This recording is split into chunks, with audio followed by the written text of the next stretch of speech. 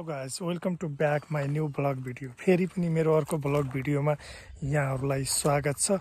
मेरो यस युट्युब च्यानललाई यहाँहरूले अहिलेसम्म पनि सब्सक्राइब गरिदिनु भएको छैन भने प्लिज मेरो यस युट्युब च्यानललाई सब्सक्राइब गरिदिनु होला र लाइक सेयर गरेर धेरैभन्दा धेरै साथीहरूसम्म पुर्याइदिनु होला भन्ने आशा राखेको छु। म आजको यस ब्लग च्यानलबाट आजको म मेरो गाउँघरतिरको अवस्थाको बारेमा देखाइरहेको छु। मेरो पछाडितिर देखिएको गाउँघर बस्तीहरू र तलतिर देखिएका बस्तीहरू केही दिन अगाडि चाहिँ यहाँबाट हेर्दा तलतिरको बस्तीहरू पनि देखिन्थेन र पछाडिको बस्तीहरू पनि देखिन्थेन। वातावरण प्रदूषणले गर्दा त्यो देखिएको थिएन भने आज केही मिनटको पानीले गर्दा विशेषतः उक्त पानीले गर्दा ठुलो राहत भएको छ र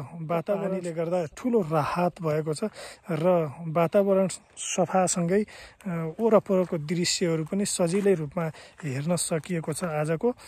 र यति राम्रो छ कि वातावरण आज चाहिँ जताततै सुन्दर रमाइलो लाग्दछ र वसन्त ऋतुको आगमनले गर्दा वन जङ्गलका पालुवाहरू पनि पलाउँदै थिए र पलाइरहेका थिए भने यस पानीले पक्कै पनि पलाउँदै गरेका विभिन्न भुट्यानहरू त्यसै गरी घाँसहरूलाई यस पानीले राहत गर्नेछ। त्यसै गरी खेती किसान गर्ने दाजुभाइ तथा दिदीबहिनीलाई पनि यस पानीले ठुलो राहत देखाइरहेको छु। यो तलपट्टिको बस्ती हेर्नुहोस्, यो माथि डाँडाबाट देखिएको आजको मौसम खुलिसकेपछि नदेखिएका बस्तीहरू यसरी सजिलै रूपमा क्यामेरामा कैद गर्न सकिरहेको छु।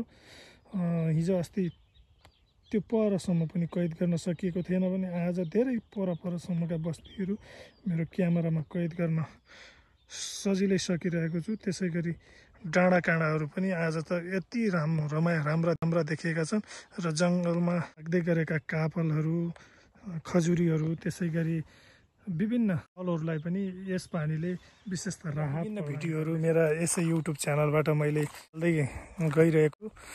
यहाँहरूले मेरो युट्युब च्यानललाई अहिलेसम्म पनि सब्सक्राइब गर्नुभएको छैन भने प्लिज मेरो यस युट्युब च्यानललाई सब्सक्राइब गरिदिनु होला।